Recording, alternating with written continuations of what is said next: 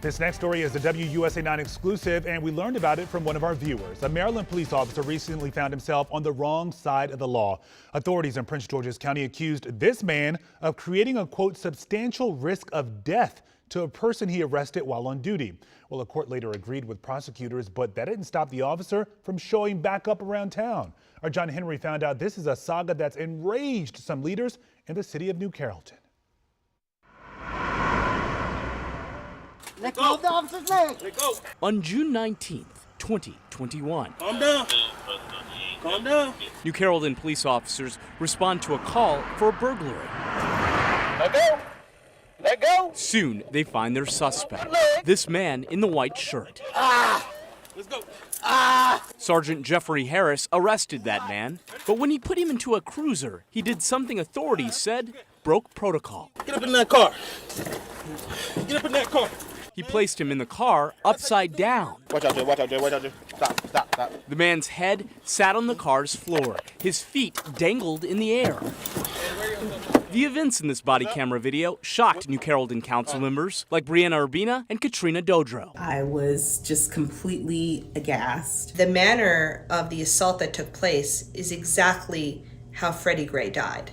The Prince George's County State's Attorney's Office said Harris created a substantial risk of death to the suspect.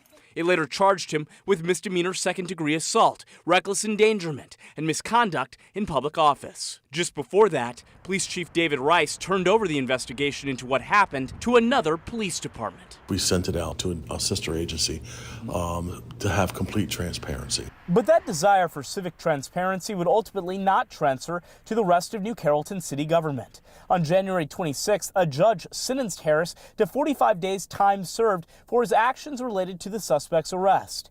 8 days later, he would offer Chief Rice his resignation.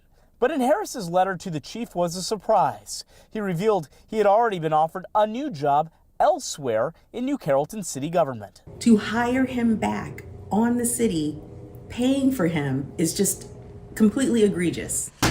WUSA 9 acquired more than 100 pages of internal documents from New Carrollton through a public records request. Emails show on February 6th, Harris accepted a job as the city's fleet services manager per New Carrollton's HR administrator, despite the fact the city said it knew he had went to trial and had been found guilty on the 3 charges, including misconduct in office. City data shows Harris is eligible to make roughly the same amount of money he did as a police sergeant, but Urbina says he definitely has better working hours now. He was essentially given a promotion in the position that he currently holds. The council members said they learned about Harris's hire from residents and added his new position wasn't publicly advertised or even budgeted for. He is being paid not in accordance with our published city budget. Harris's employment blindsided others too. The city attorney emailed Mayor Felicia Nimhard in February. He said Harris should have been fired from the police department 2 months prior. So who gave Harris a new job?